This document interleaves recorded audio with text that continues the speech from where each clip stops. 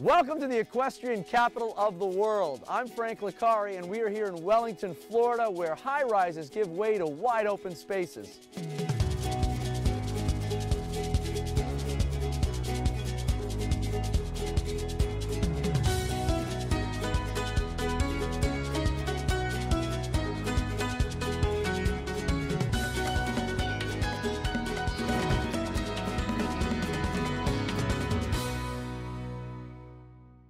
This program is brought to you by Discover the Palm Beaches. Visit thepalmbeaches.com for more information. If we were to go to a map, tell me exactly, for somebody that's never been here, how do you find Wellington? Well, you go to Palm Beach first, and you go directly west about 12 miles, and you're in Wellington. And Wellington. How did this all come about from the beginning? So we go back to what year? Well, back in the 50s, Charles Oliver Wellington bought up a lot of land around here, and it was kind of a swamp land. So they actually started the Acme District. It was a special drainage district. The Acme District? Yeah, and they helped to drain the land, and then it became farmland. Okay. And I mean, actually where the Aero Club is, there'd be pepper fields all over the place, really? And strawberry fields all over the place. I heard that Wellington was like the premier strawberry growers, right? Yes, is it still that way? No, there are no more. Got rid of them. There's airplanes flying There's in and airplanes out. now, so we got rid of the strawberries. Yes, Replaced we them with put them in houses. All right. We're here with the real-life horse farmer, Andrew Beller. Tell me about your lifestyle here. What's a typical day for you like out here? We start about 6 in the morning. We feed our horses. We start cleaning our stalls. After that, we put the horses out. We actually let 2 of our horses run around the property. Okay. We have a mini horse. Really? That's a mini horse. That's a mini horse, everyone. Do you raise the horses? Do you do that for a specific reason, or it's just for your own? We just do, we're Western pleasure. Is there an Eastern pleasure? No. In Wellington, you have a multitude of different types of horse farms. Hunter-jumper farms. Gotcha. That's what dressage farms. There you go. Then we also have the top polo players in the world. They call Wellington the equestrian capital of the world. Right. For 4 months of the year. So this is Charm. This is Charm. This is one of our horses. Hi. She's a buckskin paint. All right. I should have stretched. You're going to grab your reins. Okay. And just swing over. Yep. All right. Hey, that was, let me tell you what, that was smooth. Come on, just give her a little kick behind. Okay. And just yeah, look at that, it works. Turn her this way, pull your left hand. Which way, left? Oh. Or right. I brought it that right, yeah. You know, horses are our passion, but I also have another passion. It doesn't poop, it doesn't eat, and it self-balances. Is it easier to do than this? Because I'm going in circles right now. I believe it's a lot easier to do than this. Okay. It's another way I get around Wellington in a beautiful preserve, and I think you'll have an easier time with it. All right, what do we got? These are called segways. I've heard of them, and I will say that I am a man of the world. I've been around. I have driven a Segway before. 1 foot up on your Segway. I am. Now your other foot up on I'm on. So now you're on. Push and pull your hands to that way, to that direction. Awesome. That's incredible. Nice now stop right there. Now do it the other way. All right. I nailed it. You're awesome. I nailed it. You're incredible. So now, let's roll out into the Everglades. I'm following you. Let's go. Not too close.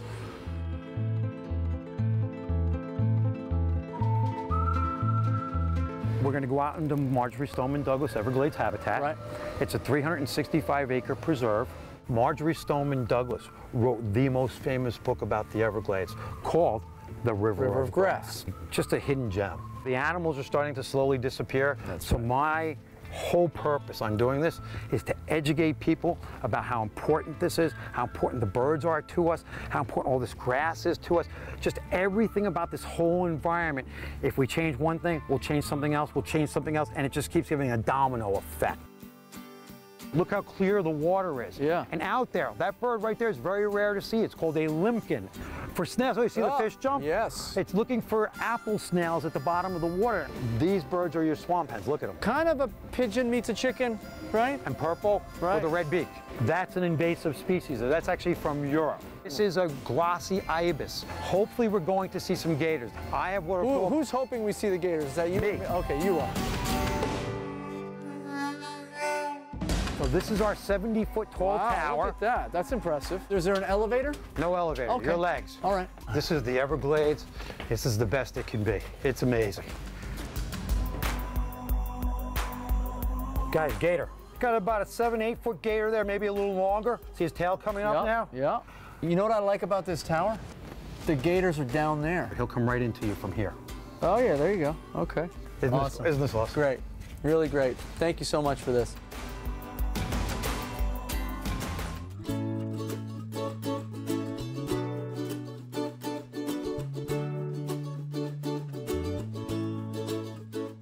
I'm here with Sandra Harmon, and she is in the middle of creating a masterpiece. This is one of my favorite places in Wellington. Literally 15 minutes out of my door and I'm here. So you're at the edge of where the Everglades starts. So how long have you been here? Since 1984. Wow. I came here to go into pediatric practice, and then I got to where I couldn't practice medicine anymore from some back problems. Started painting and really enjoyed it. The arts community obviously has grown, right? We have a lot of opportunities to exhibit our art with Wellington Art Society. We have the new community center and the new city hall in Wellington. That's fantastic. Yeah. But let's get to the real nitty-gritty here. Have you sold anything yet? Yes. Oh. In the past year, I sold probably $8,000 worth of Look at you! All right, I'm looking at this. Are you with the IRS? I am not with the IRS. Okay. No, trust me, they're searching for me. So, say I am an art connoisseur, which obviously I am. Obviously you are. I walk up to a Sandra Harmon, and this is, you know... a plein air piece. Of course, well, I was going to say that. It's a plein air. Open air. Yes. Oh, is that what it means? Yeah, it's French. So we're out here painting what we see outdoors. Why is it always the French that get to name these things? Why can't it be like a guy from... They did it first. Okay, fair enough. So I'm trying to give you the emotional feeling, the impression. Am I supposed to cry when I see this? Am I supposed to laugh? Look at the sun. It's just leading me into this lovely body of water. All right, I'm emotional. I'm very emotional with the piece. What am I paying? $600. $600. Can we haggle over that? Sure. I wouldn't haggle with you. $600. I'd pay $600 for that. Oh, would you? Okay, I would. Good. Your soul pouring out into the canvas. And my sweat. Oh Sweat? My gosh. Yes. Well, that's Florida for you. You chose Florida. it. You could always go up to Jersey. Too cold. Yeah. Different emotion. Absolutely. Regret. We don't want to pay regret. Especially this time of year. That's right. We don't want to pay regret. No. Thanks Great for coming out here to find me. Maybe you'll give me a lesson one day? Absolutely. All right.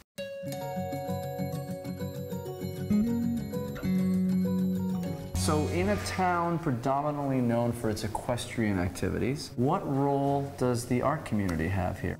The main focus of the Wellington Art Society, we're a nonprofit. Okay. And we raise funds for scholarships for high school seniors who are continuing their education in art. And it's very exciting. We like to highlight our artists by giving them many exhibition opportunities. Sure. And you're also an artist currently, right? I am. Now you tell me about your art. My, I guess, true art form is jewelry. Did you make that? I made this. Look I made my bracelet, my ring, my earring. I'm also a chef. Are you really? That's my real passion. Well, that's art. Cooking. That's art. You just is. can't put it up on a wall. Well, you can. It just doesn't last that long, and it smells after a while. Yeah. So on a weekday, I can come in here. I can stroll the hallways, and I can buy my artwork and go home with something. Absolutely. This is fantastic. So we're here at Gabriel's Cafe and Grill. The first question I have for you, were you always in the restaurant business? Yeah, or? all my life. Where I come from in Italy, I was born into restaurant business. Well, how do you find Wellington? How do you get here? One day we decided to come down and visit. 6 months later, I was here. There's a little cafe for sale. I bought it, and from 1990, till now, 90% of our customers, they're my friends. Sure, they know you. Regular. Do they call you Gabriel or they call you Gabriele? Gabriel. Gabriel. Everybody calls you Gabriel. Gabe. I'm going to call you Gabriele. If I'm in town and I'm coming to Gabriel's, what's the signature dish? That's the Gabriel salad. You're talking my language already. My wife, she named that salad, but I put it under Gabriel. You named it the Gabriel because you were like, this is all stuff I like. Well, that was great. That's the strawberry banana Nutella crepes. I grew up eating Nutella every morning. True story. Yeah. Very good. Now, it's interesting that an Italian, such as yourself, would tell me to have the Cuban. When I see an item that looks good, sounds good, I try. We're saying that we make better Cuban supper than any Cuban in Miami. Yeah. Maybe I'll come in as a guest chef one day. Sure. We can, a little premium on the food. Pleasure. Thanks, Gabriel. Oh my, piacere. Come over and check out Gabriel's Cafe and Grill, guys. Only in South Florida would this be considered a winter sport? As you can see behind me, we're here at the International Polo Club in Wellington, here to find out what the glitterati do on their pastime on a Sunday afternoon. Where do you have like good seats? Oh, big shot. You get the box seats, that's nice. Yeah, do you really do like polo? Love polo. Yeah, do you like polo, the game, or do you like the polo, the guys who play polo, or do you like the atmosphere? All of the above. Okay. Our fundamental view was let's create an environment that's a great family environment with a lot of free entertainment. There's a great passion for horses, and the business we're in isn't polo, it's really horses. Yeah. Wellington is it's great, something we call the equestrian lifestyle destination. Friday nights dressage, Saturday nights are show jumping, Sunday polo. Polo, jumping, and dressage contribute over $200 million of economic impact to Palm Beach County, and it's really turned into sort of the place to go in the winter for horse sport. So what usually happens around halftime during the game is we get to come out and do a little Pretty Woman. We get to stomp the divots. I was told that we were going to be stomping things. You want the people to come out and sort of stomp those divots back into the ground. Right, but nobody's stomping. They're just eating ice cream and drinking champagne. They usually do that in the beginning as they're walking. I didn't see anybody stomping. There's a good example. Oh, okay, here's an actual divot. That's a deep one. Do you want to give us a hand, sir? Work the divot, work the divot. Come on, what are you out here? You came out here just to get a drink? This is what we're supposed to be doing out here. Did you know that? I know, I've done a couple. You did them? Oh, nice, thank you for participating. You are the golden voice of the polo, the International Polo Club. You know, I started in the sport myself as a player in the 60s, and we had a real major growth. Now we're starting to grow again, and we're trying to really build more awareness of the sport. You get to do this on the weekends. Life is good for you. It sure is. Anytime you can work at what you love. For your entire career. Yeah, it's great. You guys won, congratulations. Coca-Cola team. How long does it take for you to become this good at this sport? I started playing when I was 9. We moved here from Nicaragua when I was 7. My father played in Nicaragua, and then we came here. He lived in Wellington. That's when Palm Beach Polo had just opened in 1979. Sure. So I was fortunate enough to grow up at the capital of polo in the United States. That's incredible. Yeah. I have no chance in becoming good at this sport, right? You have to start young. Be honest, right? Because I couldn't start now. You won't become a pro. I mean, you can become. My hopes and dreams have just been shattered.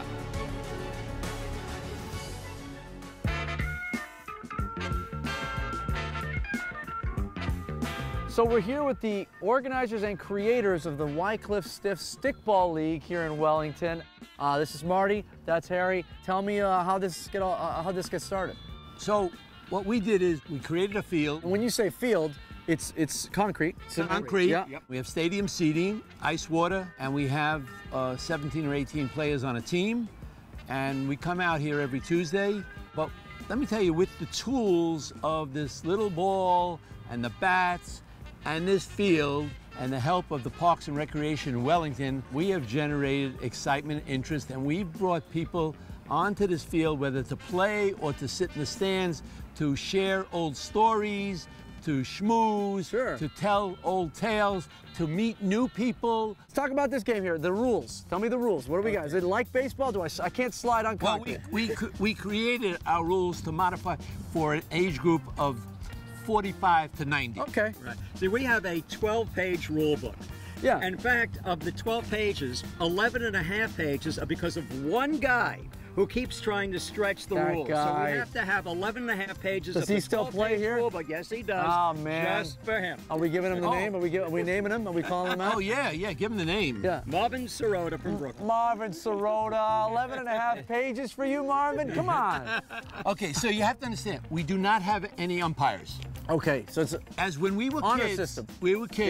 We settled our differences in other ways. Well, you got sticks in your hand. Yeah. What else do you need? So you settle all your own disagreements. Can we get? Can I play a little bit? By all means. Let's do it. Let's go. Whoa! Frank, it's in my hand. Okay. That's a double. That's a double? That's a double.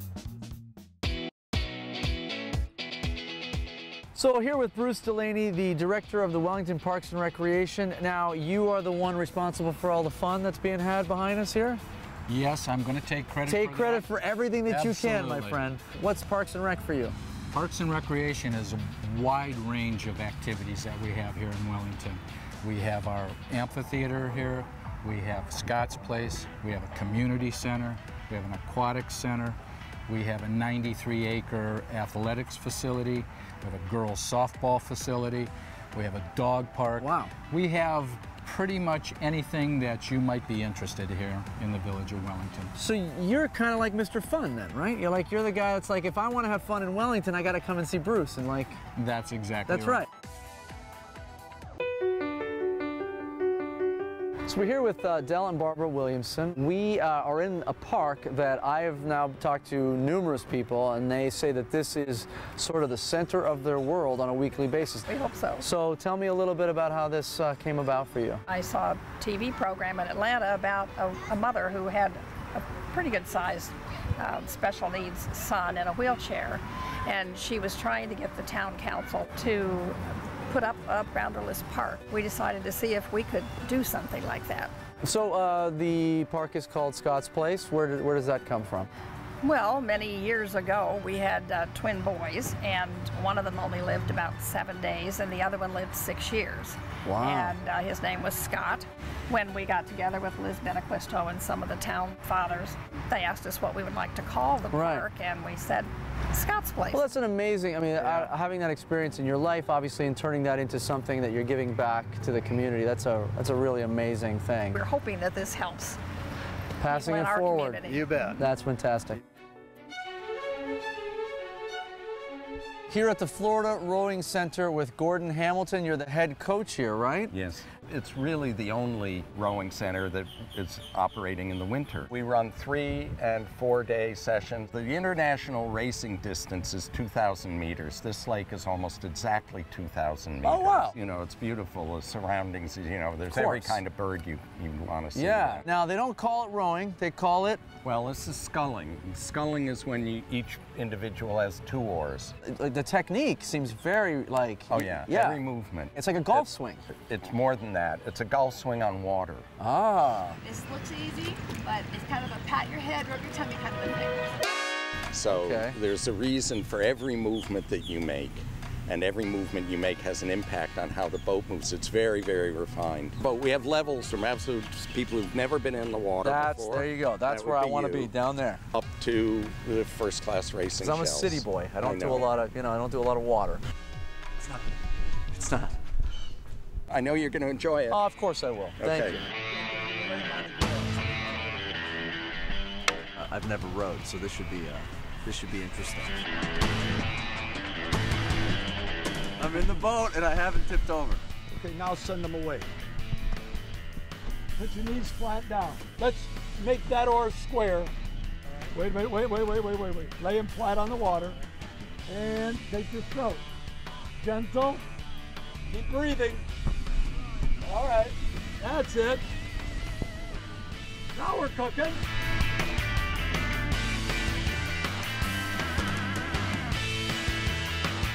Watching the form, I think all throughout here I got a nice pectoral workout, I think. My lats were engaged, my back was straight. Hope you guys caught all that on camera. Down the street, just a ways from Wellington, you'll find the Glades, a group of small towns along the southeastern shore of Lake Okeechobee, where the pace of life is just a little bit slower. Belle Glade, Pahokee, and South Bay make up the agriculturally rich Glades region, and it boasts one of the state's best eco-adventures, hiking the Lake Okeechobee Scenic Trail along the Herbert Hoover Dike.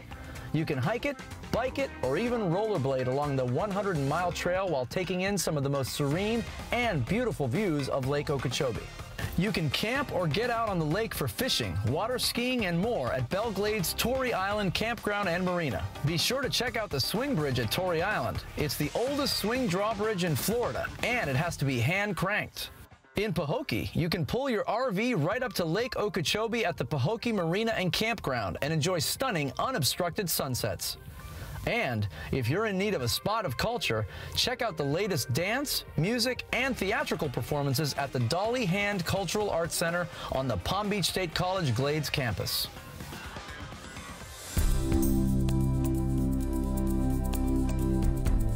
We're in the middle of the Aero Club here. It is actually a flying community. I don't think many people would know that it was here. It's sort of tucked away, but it's in the middle of town. It's fantastic. I mean, we have a 4,000-foot runway, which was paved in the last few years. There are 245 homes, roughly. 80 to 90 have hangars. Right. I mean, and by the way, this hangar is pristine.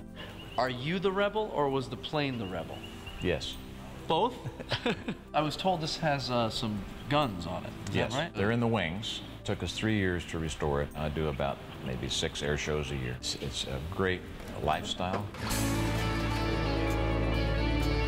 Everybody has one common thing, and that, of course, is love of flying. They want to live in a community where they could commute to work. We have people here that commute to work in helicopters and airplanes. Wow. Most people have a golf cart and an airplane. Yeah, and so we do a lot of golf carting, just to run up and down in your golf cart, all the taxiways, and see the open hangars and see who's working on what. Or as you said, the runway's right there. They want to come here with their plane and live the life. You can come out of your house, you can get in your plane. Might want to go to Key West for lunch. Yes, go to I might. Naples for dinner.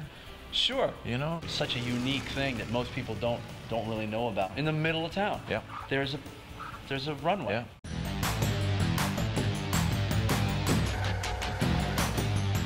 What brought you to Aero Club? Well, I was looking for a place to hang my airplane and to buy a hangar. And I found a hangar, but it had a house next to it. Oh, it had a house attached to it? And you're just like, you know what, I might as well get the house too. Well, great design. You want to show me the plane? I want to show you the plane. Let's do it, you first. All right. All right, so this is like a glorified video game I'm playing here. Yeah, that's what it is. Yeah. How many hours of flight in your life do you think you have? Close to 4,000. 4,000. I've been flying 59 years. So when I need a ride, I should come to you. Definitely. I'll be happy to give you one. Because you are the one. So we find ourselves at Gandhi's restaurant here in Wellington, Indian restaurant. This is what I walked into here. This is like, do you have an art director that does this for you? Because this looks like a piece of art. It's Indian food. It's all full of flavors, nice different sauces, different colors. This is your first restaurant, correct? This is our first restaurant. We love food, we're foodies, and we love people. So we decided that it would be a great combination to open up a restaurant and reintroduce Indian cuisine back into society, because it is full of beautiful spices and flavors. Look at the food, the way it presentation. Oh, I am looking at it, Raj. Look at the I am color, looking at it. you know. Why do you pick Wellington? We lived in Wellington for almost 10 to 12 years, you know. Beautiful town, beautiful people, great community. People sincerely know when you care about them. Absolutely. And you care about their dining experience. I feel like you care for me. I do. Just because, we do. right? Yes. Wow, that was really sincere. Look at you, really, like, you went for it. That's what our statement says. Gandhi's where food and people matters. This is very authentic Indian style. It's called thali. It's a chicken tikka masala, very classic dish. Now, I've had that before, so this is a good test. This is really good. Okay. And this is a lamb rogan josh, and this is more like vegetable korma. All right, let's see what's going on here first. Huh? Oh, yeah. Good stuff. During the wintertime, Wellington's population increases substantially. Not only do the horses come to town, but so do the riders, and I'm very, very privileged today to be speaking to Allie Brock, bronze medal winner at the recent Olympics. Team bronze. Team bronze. Mm-hmm. Pretty cool. Pretty cool right there. Yeah. For me, it was very, very surreal. It still is a little surreal when I look at the photos and stuff. But I mean, it's your whole life dedicated to this, and you get to the arguably the biggest stage in the world. Absolutely. I think I would be so nervous that I don't think I could even function. We're not allowed to do that. Yeah, well, of course. Yeah, you got a lot on the we were line. there to do a job. Now, the horse's name? Roosevelt. Roosevelt. Yes. He knew he was at a major, major championship. And he's agreeing. He's agreeing with you. Yeah, and he had to deliver. Dressage, where's that come from? What's the name mean? Dressage is from the French word to dress the horse. And it's about gymnastically developing the horse to being a top-level athlete doing certain movements that were useful on the battlefield at one point. And you end up with this extremely obedient top dancer. They have to be a superb athlete. They can't be susceptible to injury. Sure. They have to be a bit tough. On top of that, they have to be very emotionally stable. They trust their rider, and the rider is able to create like a bond with them so that the horses trust to actually go into the arena and do what they're asking. I'd imagine you probably care for him more than anybody. Myself. Right. Yeah. Yeah, you'd have to. Yeah. That's incredible. So why Wellington? What is it? Well, look at the weather. Right. It's easy for us to compete every week if we want to. I arrived on the scene in 2001. We've seen massive growth in the past 15 years. Between the dressage riders, the show jumpers, and the polo players. When you hang out, do you guys like talk shop? Oh, we always talk That's shop. all you talk That's about, all right? horse people talk about. Yeah. You spend half your year here, and it's got to be pretty hectic, right, while you're here during that time? It's pretty hectic right now. Tell me a little bit about the Winter Equestrian Festival. Well, there's two horse shows going on. You have the Hunter Jumper, and then you have the Global Dressage Festival, which is just down the street. And you have people from all over the world, All right? over the world, yeah. If you're an American rider, you have to be here for the winter time. It's the most competitive spot to be in the country. And we still have a lot of Europeans coming over as well, competing especially in the show jumping, and then also South Americans, Central Americans coming as well. So it becomes this hot spot. Sure.